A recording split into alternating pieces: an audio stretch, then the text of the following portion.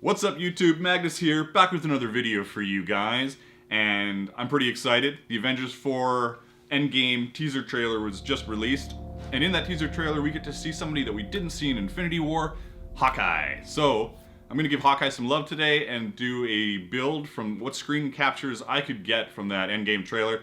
Hope you enjoy it.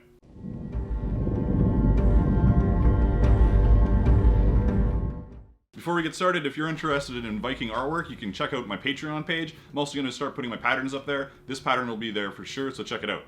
Well, we start off with the obvious stuff. We need to get some measurements of the arm, the length, the circumference of the wrist to where you want it in comparison to the vambrace, and around the widest part where it's going to be at the forearm. So I've decided on 6 inches at the wrist, 10 inches at the forearm, and 8.5 inches in length. Now remember that the 10 inches at the forearm is the widest point of the vambrace, which is not at the absolute length where the point is. Now we just work our way through the sketch for the gold part of the vambrace design. Takes a little bit of time to get it done, but we only need to do one side because we're mirroring it. Granted, we only really get a good look at one side of the vambrace during the trailer, so there could be some changes on the other side, but I'm skeptical. I also notice here in another frame from the trailer that it's actually pointed at the top, so I add a little piece of paper to point out the vambrace.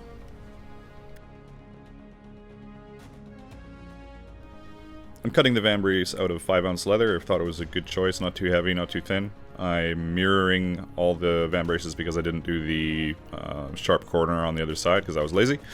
Now we're cutting it out, and then we're going to bevel it. When we were beveling it, it's just to give it a nice rounded edge for comfort. It's a pretty straightforward process. You're just running your beveler over both sides on all the edges. So Clint Barton, aka Hawkeye, isn't the first person to take up the mantle of Ronin. It was actually Maya Lopez way back in 2005 in New Avengers number 11. So I've used my tracing film to prep for the transfer of this design so I can more easily apply it to the leather and then carve it. So Hawkeye became Ronin in the comics in the aftermath of Civil War. He rejoined the New Avengers, and in fact he tried to give the costume back to Maya Lopez later, but she refused it. So now we've got to wet the leather. You got to let it dry a little bit. You don't want it soaking wet when you're going to carve it. So I just leave it here. This is a little time lapse. We indent all the lines now that it's wet. So once all the lines are put in, we're going to then cut all the lines and bevel all the lines. It's quite a tedious process, but the effect is pretty good. If I was to do this in a production scale, I'd have this pattern fully done, both sides mirrored, but I just keep flipping it over to get this done for you guys. There is even a little space, you notice, when I'm done putting it on, but I just make up for it and cut up to it. And now for a whole lot of cutting. Swivel knife is great. It spreads the leather open a bit. It gives you a nice line. Some people have asked me before, can you use something else to cut leather? Sure, but you're going to just cut it and there won't be any gap, and because you're not using the right tools. So a cheap swivel knife is, I don't know, 13 bucks. So don't waste your time trying to cut leather to do leather carving with some kind of utility knife. Just buy a swivel knife. Now we have to add depth to the vambrace by beveling every single line. So you can see I am moving along very slowly, and I'm going to have to speed it up or we're going to be here for hours. A third individual who dons the Ronin identity was introduced in the Widowmaker crossover between the Hawkeye and Mockingbird and Black Widow titles. This iteration initially starts assassinating spies and eventually targets Mockingbird and Black Widow. He's later revealed as Alexei Shostakov, Black Widow's ex-husband. I don't have any problem with the writers for the movies taking inspiration from the comics, but not literal translations at times. There's a lot in those Marvel comics, so to cover everything would be ridiculous. I'm very happy that they're pulling Ronin into the Avengers Endgame. I think it's a good step for the character. He's underused, and Hawkeye wasn't exactly the most exciting character. I think Ronin will give Jeremy Renner a lot to work with as an actor, so that should be pretty cool. With beveling, you want your lines to be smooth, and it's quite easy to get them to start looking a little choppy if you're not careful. So I'll bevel the line, and then you'll see me smooth it out afterwards with the beveler, and that helps give it a nice smooth edge. You can also see right here, you can see how the lip is jagged. You can tell where the bevel is. So I'll smooth it out, and then I'll bring the beveler up just slightly and remove that line, so it's more of a rounded bevel than a squared off bevel, if you know what I mean.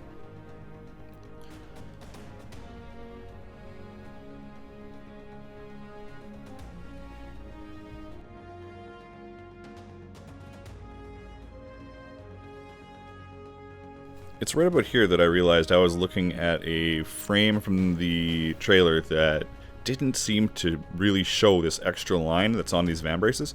So I went back and added the line. It doesn't take me too long, and I'll add it to the pattern when I do the final pattern for these.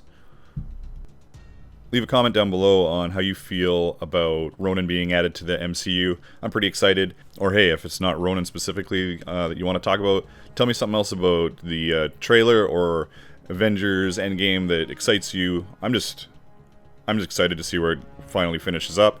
They can do no wrong. I will be very surprised if this movie is anything but a masterpiece. Hopefully I don't have to eat my words. So I've cut every line for this added part, and now I'm just beveling every line again, making sure it has a nice amount of depth for our finished piece.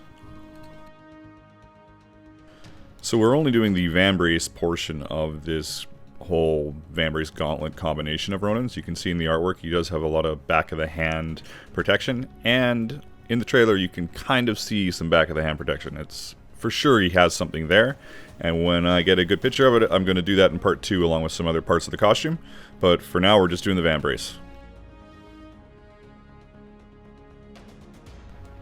Once the exhausting process of beveling is finally completed, it's always nice to be able to use the old snap trick and get the other piece done right away. This isn't a mandatory step by any means. I just usually like to put a dye base on my projects when I'm painting them, just in case there's a scratch or a paint chip, so at least there's a specific color under it that I think plays well with the rest of the project. Quite often I will burnish the edges, so I'm smoothing them out. I'll use wax and a burnishing tool, but this time I'm just using water because I want to be able to paint the edges, and wax and paint don't play well. There's a variety of different burnishing tools you can get. This one you can pick up from Tandy Leather. I'll put a link in the description box down below for you guys, along with any other tools I've used in this video. Then just give it a little buff to clean up any edges, get rid of any last bit of water. Now we're just going to paint it with silver paint. I use almost exclusively Angelus paints. I'll put a link in the description down below for you guys. I don't know, I really like them. They're supposedly specifically for leather. I'm sure lots of acrylic paints will work, but I just I've been using Angelus paints for a while now, and I really like them. Painting the edges was a little finicky, but I got it done. Just rubbed off really easily, so I had to keep going back for second, third coats. Gold takes a few coats to get nice, so you know, just keep working at it until you get it to where you like it, nice and smooth.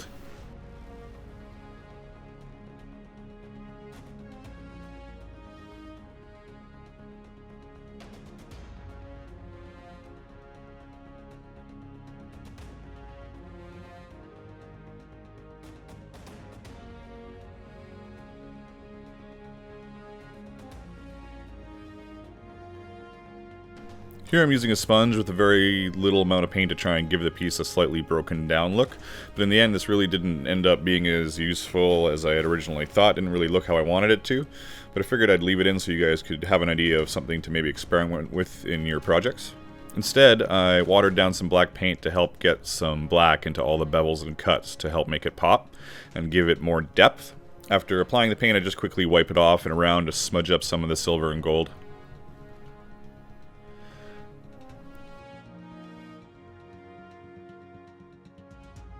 After that, I like how the silver looks, but I decided to add a little bit of gold back to the gold to brighten it up a bit. It's all personal preference.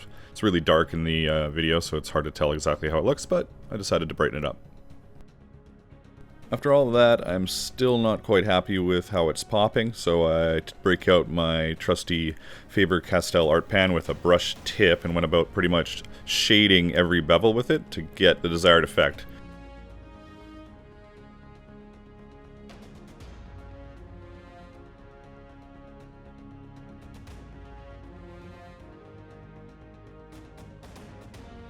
You can certainly tell the difference at how well it made the piece pop. At least I think so.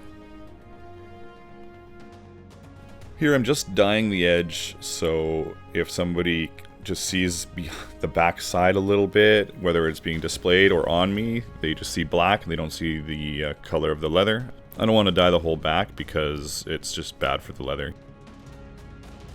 Here I'm making some convoluted strapping system because I don't want to rivet or stitch onto the vambrace, so I'm making something that I can later rip off so that I can replace it with the proper fittings when I know what those are. So I am going to cut some thinner leather, maybe 4 ounce. I'm going to stitch straps to the leather, and then I'll glue the leather to the vambrace. So later I can pull it off when I realize how exactly they were closed for the movie. So I'm just going to bevel these. I decide to round all the corners eventually for comfort. I only bevel one side, so there's as much of it as possible to glue down to the back side of the vambrace. I don't want any rounded edge on the bottom. The only reason I'm rounding it is for comfort. So yeah. Here I'm just putting little marks on it so I know exactly where the straps are going to get stitched.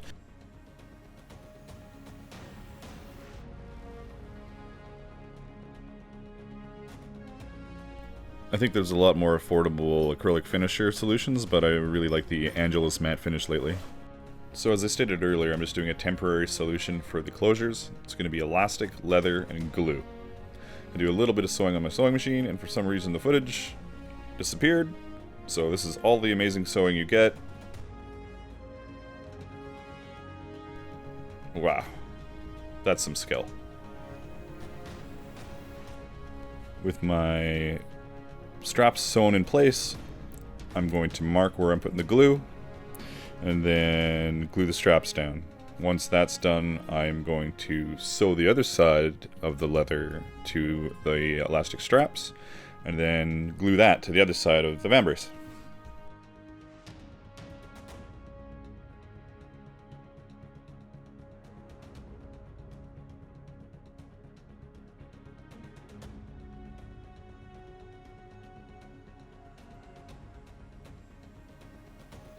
After eyeballing the distance for where I think the other piece of leather should be sewn on, I go about sewing both of them down and get ready to glue the piece to the other side of the vambrace.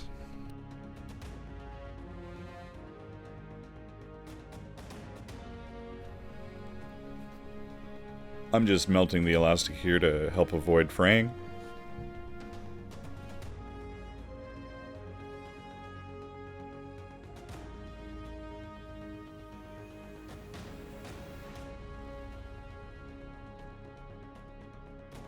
After you've glued the other side down, you could put it over a piece of pipe, give it a hammer to make sure it's all sturdy.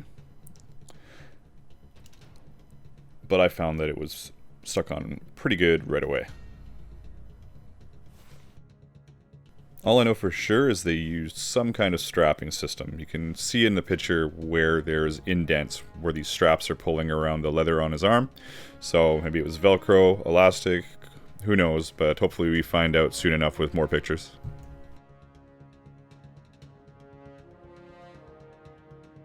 Well, that's about it, everybody. Ronin's vambraces, formerly Hawkeye. He becomes Ronin in Avengers 4 Endgame. We didn't see a lot of pictures of him.